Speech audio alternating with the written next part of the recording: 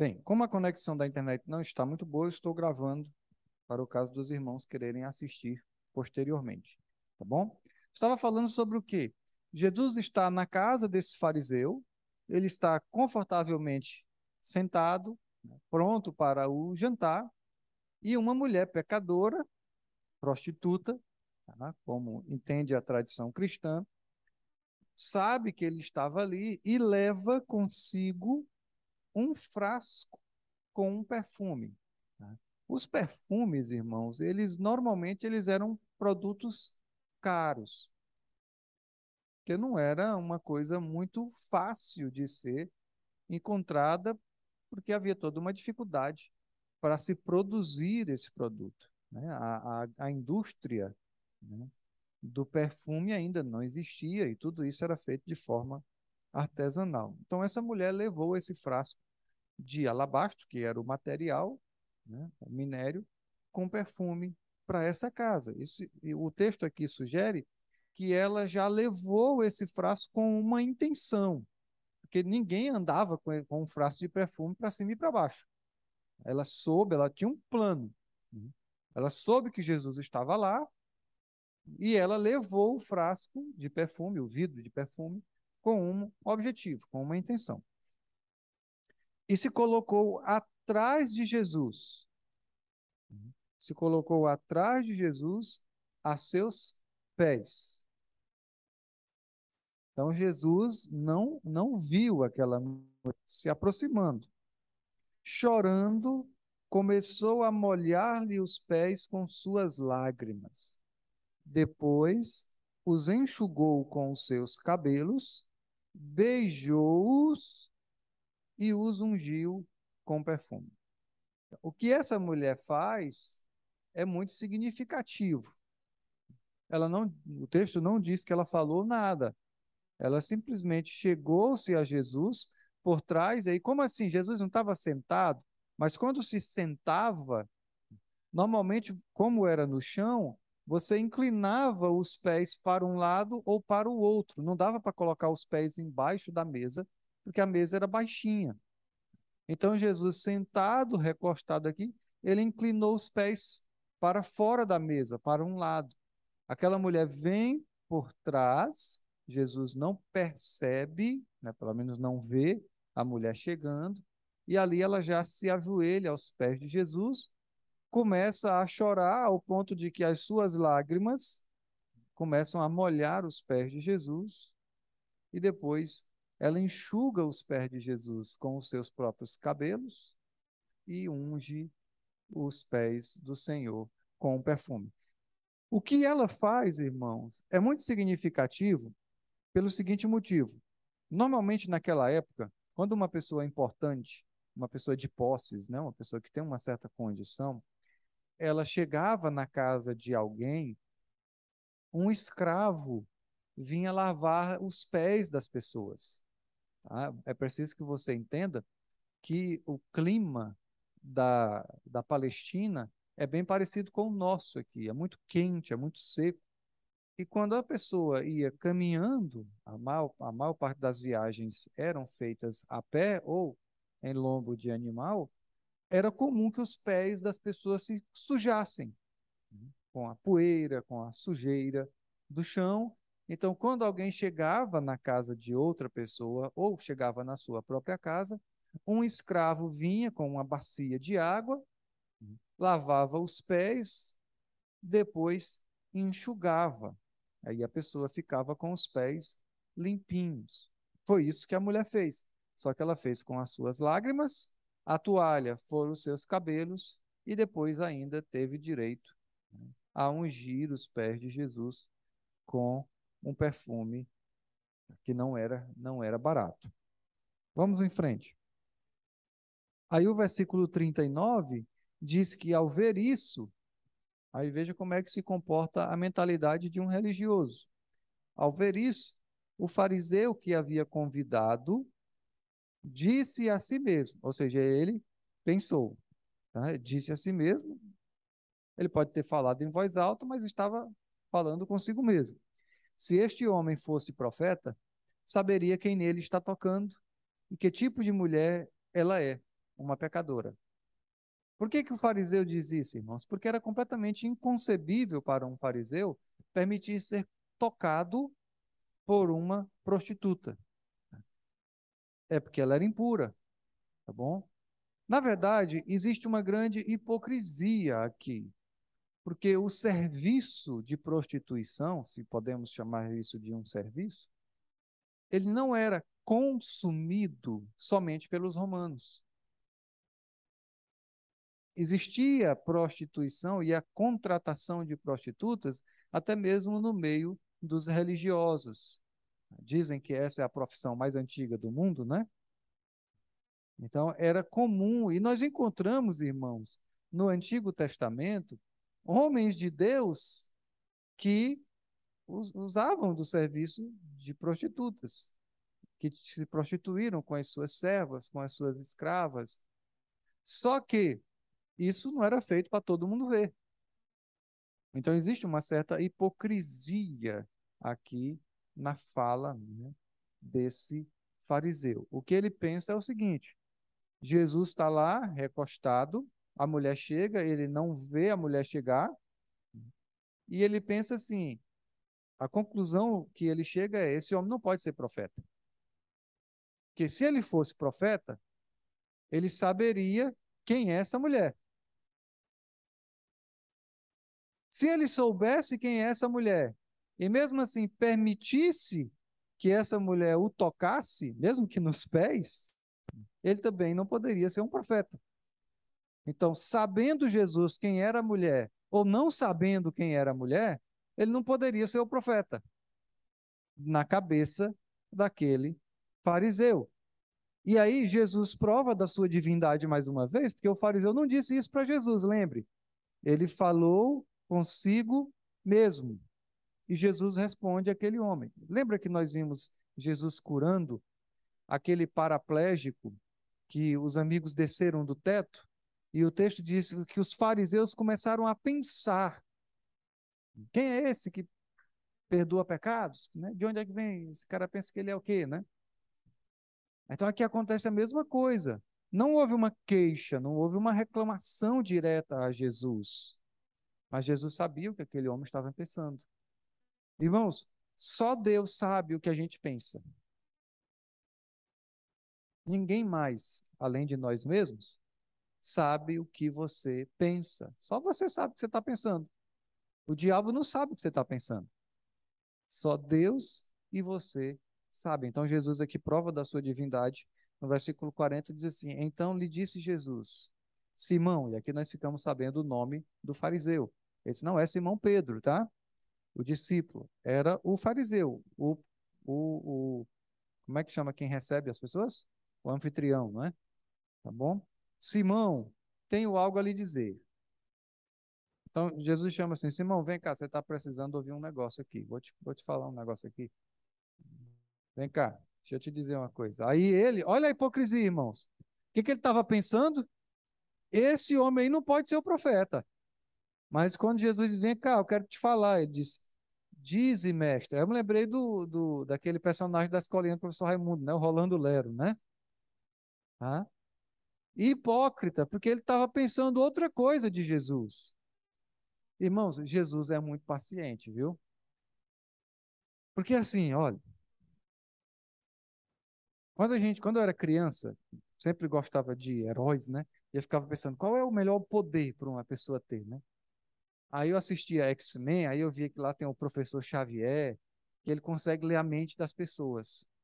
E eu, desde pequeno, eu sempre soube, esse poder eu não quero. Porque se eu lesse a mente das pessoas, irmãos, eu não ia ter como conviver com ninguém. Tá? Se você soubesse o que as pessoas pensam de você, o seu relacionamento com qualquer outra pessoa, com qualquer um, com seu pai, com sua mãe, com seus filhos, com seu marido, com sua esposa, seria impossível. Tá? Mas Jesus sabia o que todo mundo pensava dele. E mesmo assim tinha a serenidade, a paciência, a amabilidade de ensinar as pessoas. Então aquele homem olha para ele e diz: diga, mestre. falso, né? Hipócrita. Dize, mestre, disse ele. E aí Jesus vai dizer.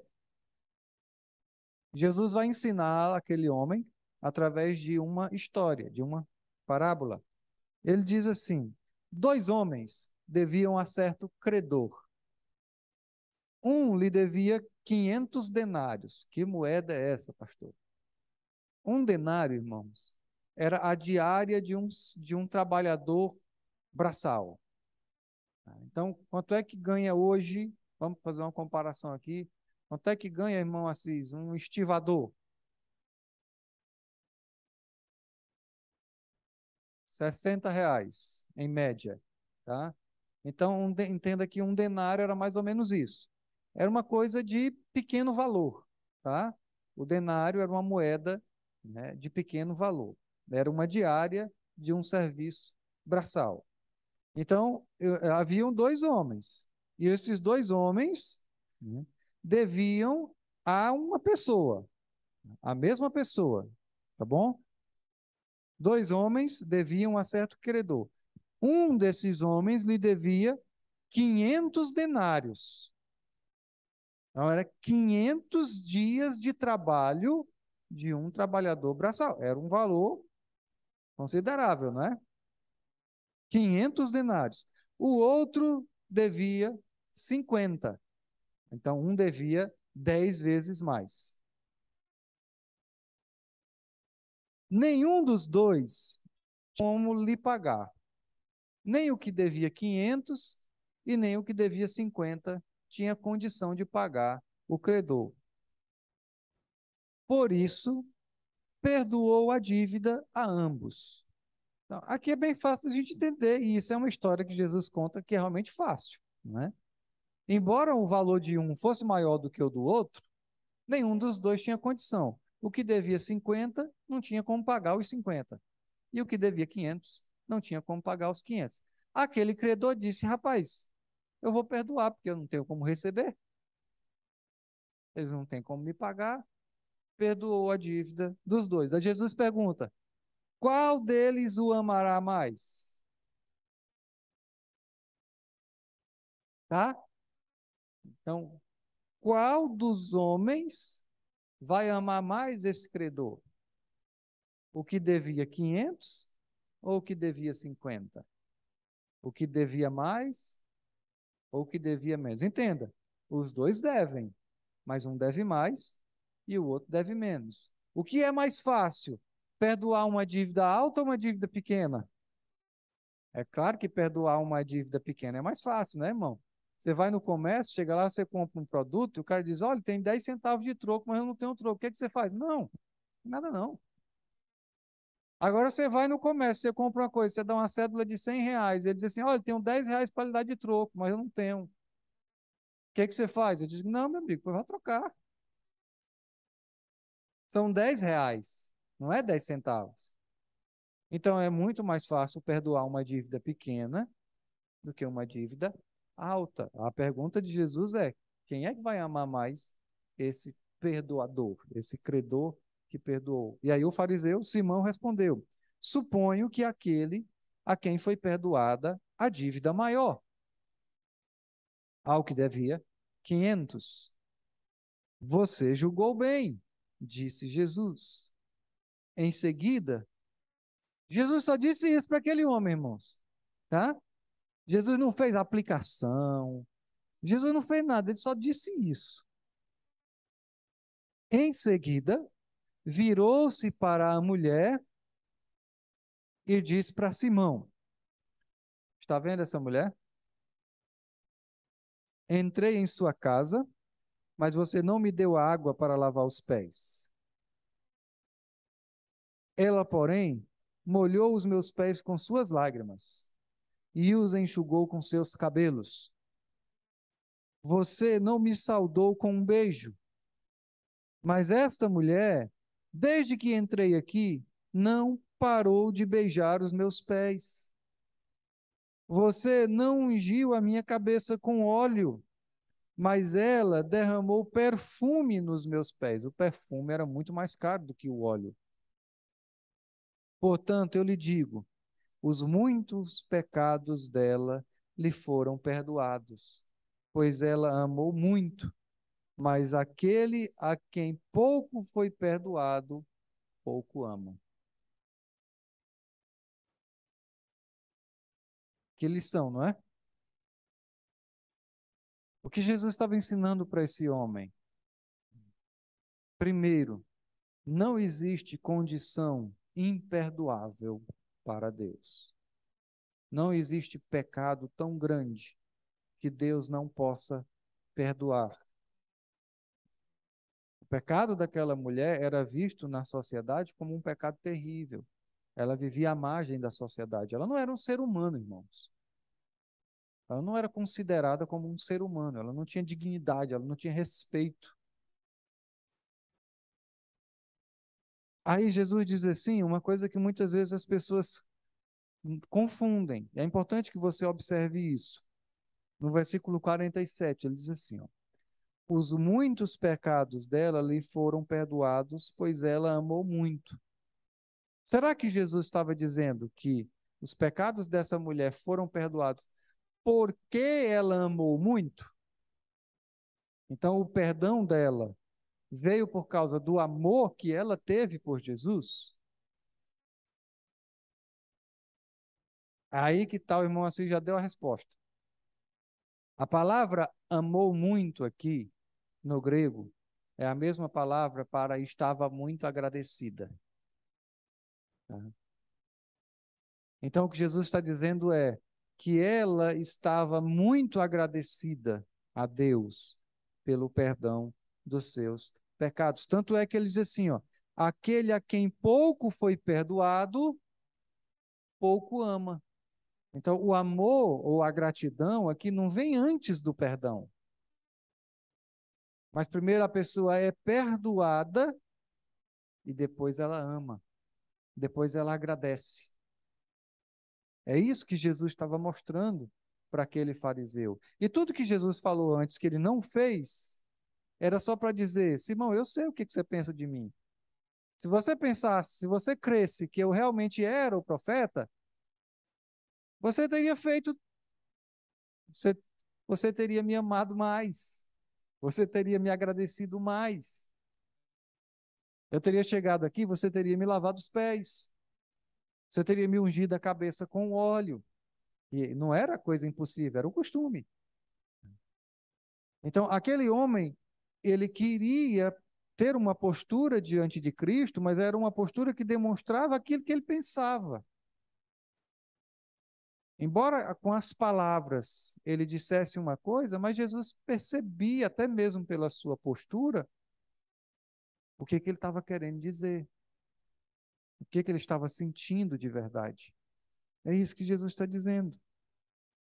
E aí o texto diz que Jesus olhou para a mulher e disse: seus pecados estão perdoados. E isso, irmãos, também desconstrói um discurso que ele é um discurso velho, isso não é novo, não. Embora a gente veja aqui e acolá, mas ele não é novo. Que é assim, ó, Jesus andava com prostitutas, né? Jesus andava com publicanos, Jesus andava com doentes. Mas essas prostitutas, depois de andar com Jesus, ainda eram prostitutas? Jesus sempre olhou para o pecador, irmãos, e sempre falou de perdão. Se Jesus estivesse aceitando a condição de prostituição dessa mulher aqui, ele não ia falar em perdão. Espera aí, senhor, perdão de quê? O que está errado comigo? Então, irmãos, esse discurso, que, repito, não é novo, né, de que Jesus aceita as pessoas como são, né, de que ele anda com qualquer tipo de gente, isso é tentar desconstruir a narrativa bíblica. Isso é agir de má intenção com as Escrituras. Jesus sempre foi muito claro: não existe pecador que Deus não consiga perdoar. A Bíblia fala de apenas um pecado que é imperdoável, que é o pecado da incredulidade. Quem não crê em Jesus já não crê porque não foi perdoado. Então, exato. Tá?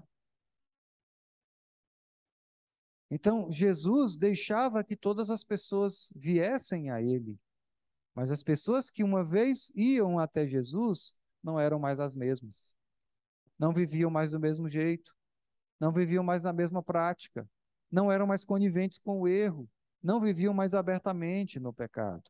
O que Jesus está nos mostrando aqui com essa história é aquilo que nós encontramos em Romanos 5:20. Eu queria convidar você a ir até esse texto. Fala nisso, irmão, estou com saudade de Romanos, viu? Estamos voltando para lá, não é? Daqui uns dias a gente volta para lá. Romanos 5:20.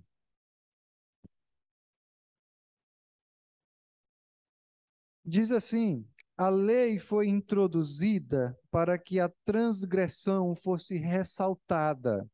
O objetivo da lei é colocar em evidência o pecado. Mas onde aumentou o pecado, transbordou a graça.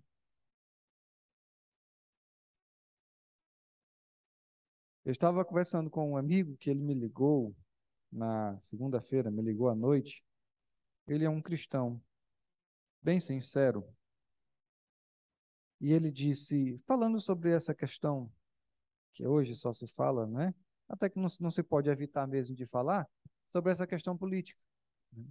E ele me ligou, umas 3 pessoas que não são daqui da igreja, me ligaram à beira do desespero, né? Eu não sei que tipo de assistência essas pessoas recebem em suas igrejas, mas parece que na igreja deles não é pregado que Deus é soberano. E ao pé do desespero, e agora? Não sei o quê, não sei o que mais lá, o que que vai ser? Eu disse 2 coisas para eles. Um estava com base nesse texto. Onde abunda o pecado, superabunda a graça. Deus é soberano sobre todas as coisas, irmãos. Tudo que acontece, acontece porque é da vontade de Deus. A gente pode ver as coisas de um ponto de vista ruim, porque a gente vai passar por momentos de sofrimento. Quem foi que disse para os crentes que mundo é lugar de ser feliz? Quem foi? Que foi que o nosso Senhor disse? No mundo vocês vão ter divertimento, não é? No mundo vocês vão ter alegria. No mundo vocês vão ter conforto. No mundo vocês vão ter prazer. Irmãos, a igreja esqueceu disso. Sabe por quê? Porque esse negócio da prosperidade eles estão batendo tão forte nisso que até a gente tem esquecido. No mundo tereis aflições, mas tenham bom ânimo. Nós estamos lutando, irmãos, uma batalha que não é contra carne nem sangue, não é contra pessoas, tá? Ela é contra poderes, mas essa é uma batalha vencida. Não existe nenhuma chance de Jesus ser derrotado. E a nossa alegria não é nesse mundo. Estava dizendo para os homens aqui que no domingo, meus meninos, sempre antes de dormir a gente faz aquela oração, e aí eles ouvindo todo o bafafá e o burburinho, e agora? Aí chegaram para mim, pai, e agora? Como é que vai ser? Como é que a gente vai ser feliz agora? Aí eu disse, não, meus filhos, nós não somos chamados para ser felizes aqui, não. Nossa alegria é na eternidade. A igreja, às vezes, os crentes parece que esquecem que são crentes. E aí, assim, ó, o que que a Bíblia diz que vai acontecer quando se aproxima a vinda de Cristo? É paz ou é guerra? É amor ou é ódio? É justiça ou é injustiça? Irmãos, e por que que a gente fica surpreso quando essas coisas vêm? Tudo já está profetizado e vai acontecer. Não tem que esperar moleza, não. Não estou dizendo que é bom sofrer, não, irmãos. Eu tenho certeza que Jó não achou vantagem, não. Eu tenho certeza que Paulo não gostava de estar preso, de ser açoitado, de mesmo depois de ter sido um prisioneiro de bom comportamento, nunca tentou fugir, nunca participou de nenhuma rebelião, nunca queimou os colchões que existiam por lá nos presídios, né, que não tinha, tá? Dormiram no chão, mas nunca fez nada disso. Um dia ele recebeu o decreto de César, diz, ó, tá aqui, ó. César disse que você tem que morrer decapitado. E a sua guarda, muitos daqueles que ouviram o evangelho a partir do próprio Paulo, tiveram que ir lá cortar a cabeça dele. E foi assim que aconteceu. Irmãos, o que eu disse para esses meus irmãos e amigos é o seguinte: no Brasil, está muito fácil ser crente. Está muito fácil, irmãos. Eu fui criado na igreja na década de 90. Quando você dizia que era crente, parecia que você tinha lepra. As pessoas davam até um passo para trás. Parecia que você tinha uma doença, sabe? Que era contagiosa ao extremo. E você é crente. Você não é nem desse mundo. E não é mesmo, né? Você é um alienígena, um extraterrestre. Está muito fácil ser crente no Brasil, irmãos. Por quê? Porque a igreja tem feito amizades com o mundo. O mundo tem aceitado coisas da igreja e, em contrapartida, a igreja tem aceitado coisas do mundo.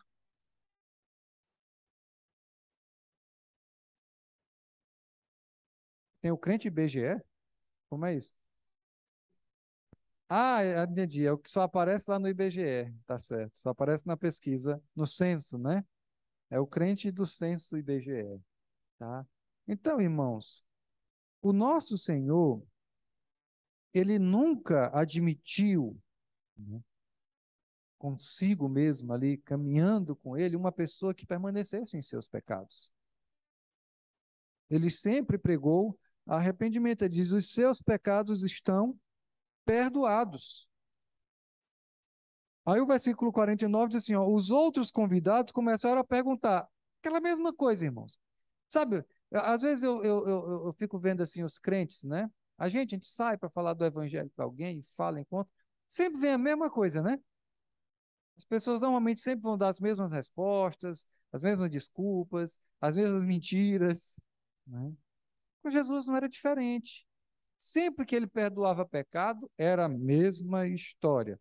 Quem é esse que até pecado perdoa? Quem é esse cara aí? Quando ele diz assim, quem é esse, irmão? Não é que eles estão querendo saber quem é, não. Não é como se diziam, quem é você, rapaz, para me repreender? Tá? Não é, a pessoa não está perguntando quem é você, não. Você pode até dizer na brincadeira, eu sou o Ramiro, muito prazer. Né? Mas a pessoa não está perguntando quem é você. Ela está dizendo assim, você não tem autoridade para me repreender. Não é assim que acontece? Você não tem respaldo, você não tem moral. Quando eles dizem assim, quem é esse para Jesus, é a mesma coisa. Esse rapaz aí ele é um ser humano, ele não tem autoridade para perdoar pecados. A mulher creu. A mulher creu. Ela deu prova de fé aqui.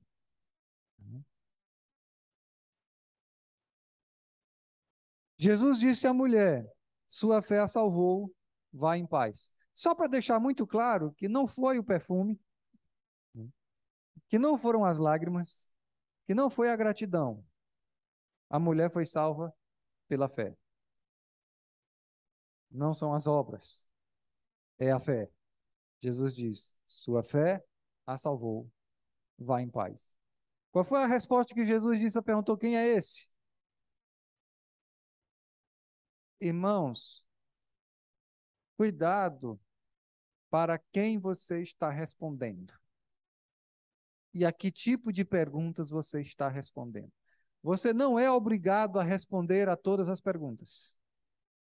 Você não é obrigado a responder a todos os comentários, a todas as ofensas. Jesus não fazia isso.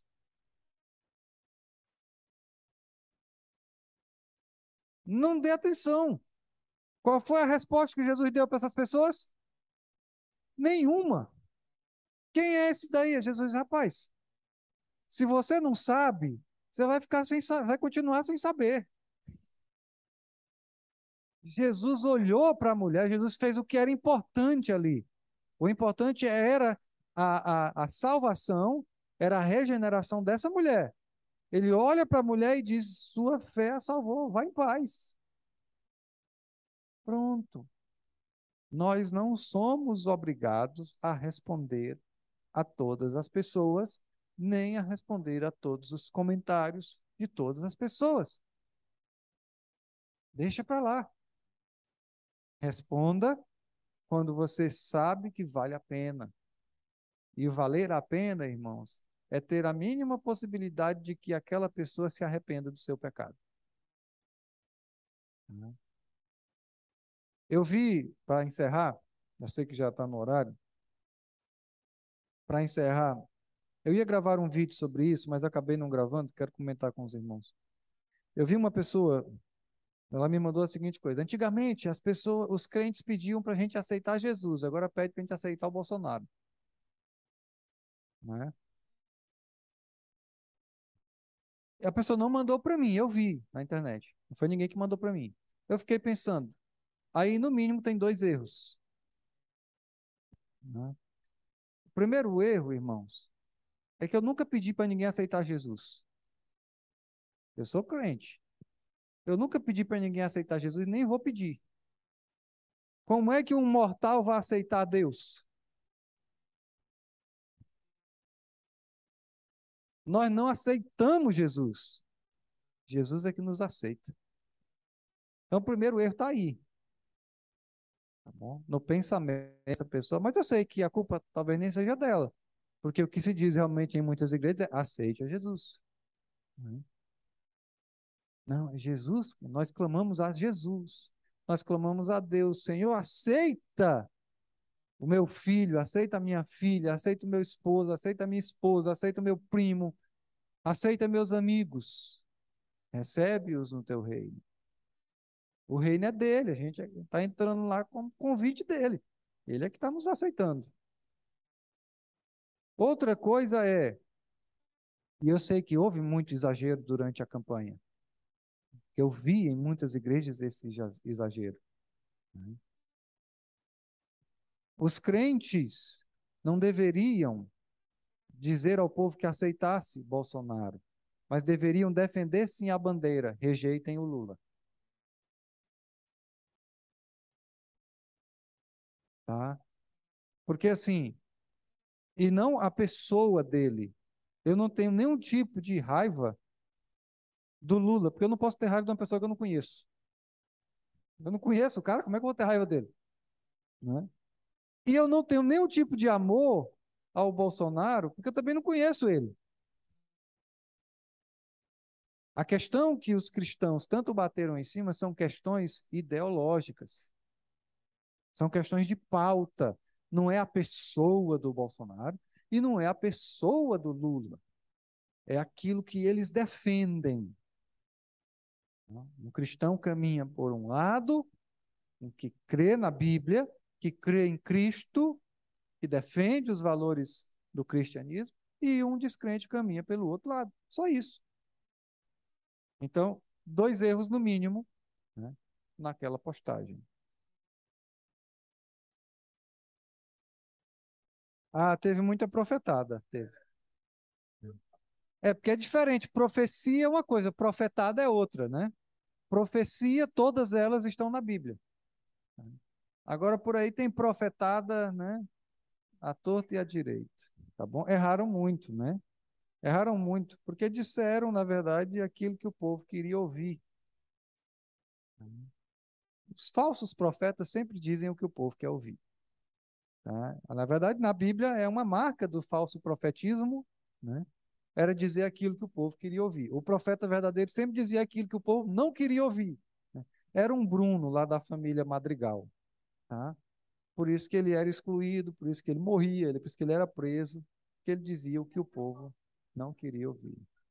Pois é, tá ficando difícil entender as referências, né, irmãos? Vamos ficar de pé, irmãos? Vamos orar?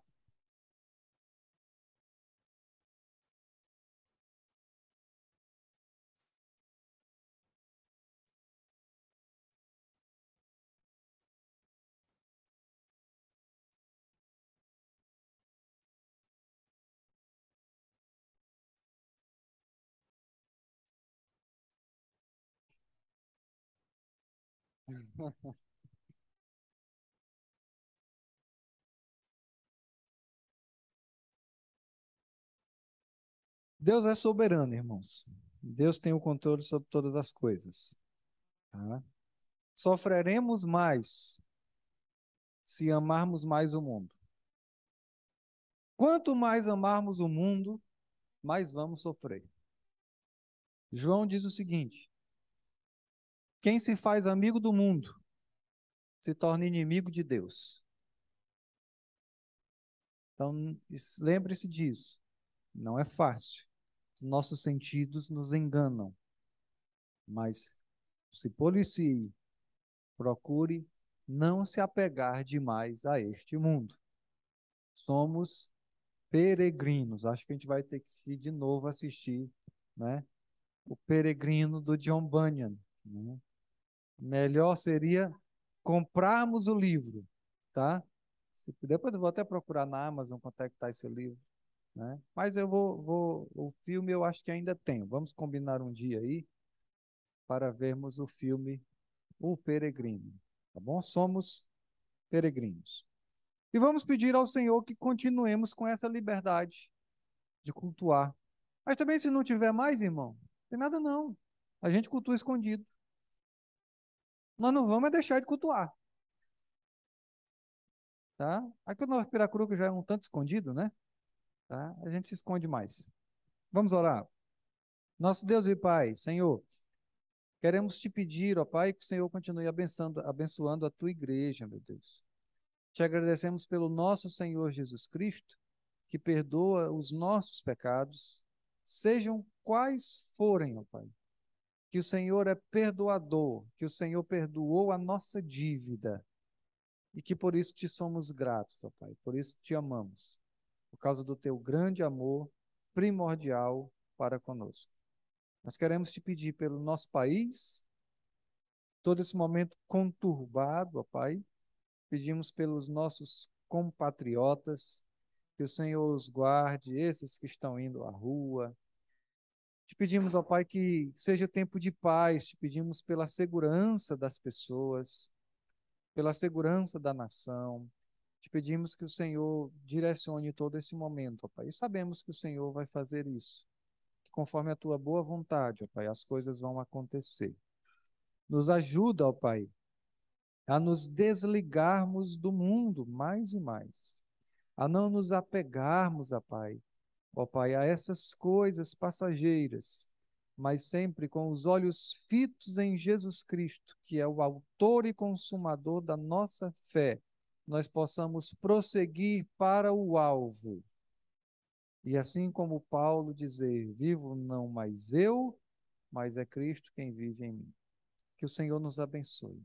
Abençoe os nossos irmãos que estão conosco pela internet. No nome de Jesus nós choramos. Amém. Um abraço, irmãos. Deus abençoe. Olha aí, Lara, aparece aí. Ó.